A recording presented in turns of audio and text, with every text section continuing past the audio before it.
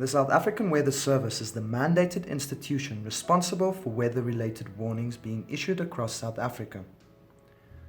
These warnings are issued with the input from the relevant disaster management centers and distributed to the media and the general public. This new severe weather warning system is a world-leading impact-based early warning service aimed at enhancing the current early warning system. Warnings will no longer be based on a weather threshold such as 50 millimeters of rain in a 24-hour period. They will now be based on the potential level of impact the expected hazardous weather could have on society. This is done by combining the level of impact the weather is expected to have and the likelihood of those impacts occurring. These warnings are sent directly to the relevant disaster managers and they are made available on the South African Weather Service website.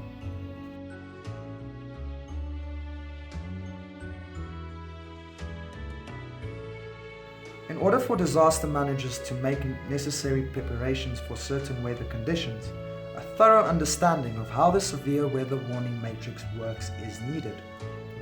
It is very important that the position of the cross in the matrix is looked at for every warning. An orange warning can mean either significant or severe impact. A yellow warning should also never be ignored, as that could mean severe impacts are possible, but the likelihood is very low. For example, a severe flooding event that is still 3 days away.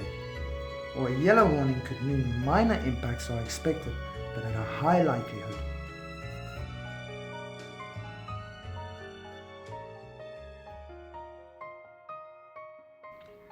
Here's an example of how the impact-based severe weather warning matrix is used in practice. On Monday, the duty forecaster from the South African Weather Service picks up that there is a possibility of flooding occurring over an entire province on Thursday. A yellow warning is sent to the appropriate disaster managers, indicating a risk of significant impacts occurring, but the likelihood of these impacts is still low at this stage due to the long lead time. The matrix will currently look like this. Due to the large area that the warning is covering, details on the timing of the rainfall for a specific area is not known. A local disaster manager within the area decides to contact the forecaster on duty and explains that there is an international soccer match planned to take place on Thursday evening, where hundreds of people are expected to be attending. Another concern is that there is also a low-lying water bridge that is very susceptible to flooding that will need to be closed if a lot of rain is expected. Closing this bridge could cause major disruption to traffic depending on the time of day.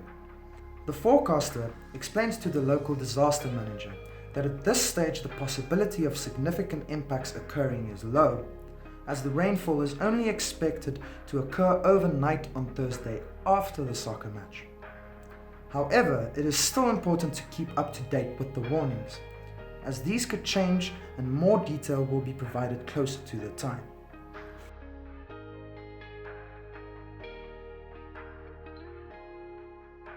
On the next day, the forecast is becoming more certain and the warning is updated to orange. The matrix table shows that the likelihood has increased from low to medium, while the impact has stayed at significant. The local disaster manager decides to contact his colleagues, as well as the organizers of the soccer match, to make sure they are aware of the expected conditions. With the forecast looking more certain, the local disaster manager needs to keep in mind that changes to the forecast can still occur, which could greatly affect the impacts.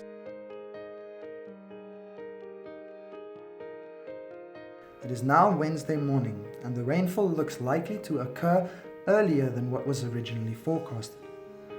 It is now expected on Thursday afternoon and to be heavier than earlier predicted, which means that the warning needs to be reassessed. The warning is still orange, but the matrix now looks like this. At first glance, it might not look as though anything has changed. However, there is a substantial change in the impacts expected. The impacts has increased from significant to severe due to the change in the timing of the rainfall. The rainfall is anticipated to affect more bridges, occur during peak rush hour traffic, and even extend into the time that the soccer match is scheduled for. The forecaster decides to contact the local disaster manager and explains to him the change that has occurred. The disaster manager calls a meeting with his colleagues and decides on the actions they should take ahead of the expected weather conditions. They decide that affected low-lying bridges should be closed just after lunch on Thursday, and additional metro police and ambulances should be placed on standby for the day. The organizers of the international soccer match have also been contacted, and it has been decided to rather postpone the match due to the expected bad weather and the certainty of these conditions. A media release is issued by the South African Weather Service stating the expected weather conditions and highlighting the closure of susceptible low-lying bridges. Members of the public are urged to avoid low-lying areas and not to attempt to cross roads that are flooded. All involved now have an understanding of what is expected and are ready for the anticipated conditions. In order to correctly understand the matrix and effectively use it for decision making, a combination of the likelihood and impact needs to be closely examined. A red warning indicates a high likelihood of severe impacts, but a severe yellow and orange warning should never be ignored. The likelihood of the impact occurring is lower, however the results could be the same should that impact occur. The timing of weather conditions can also greatly determine the impact. A heavy downpour that occurs during peak traffic will have a much higher impact than that same downpour occurring at night.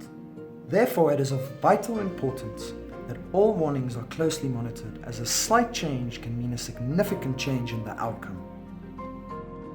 For more information, please contact your local South African Weather Service forecasting office.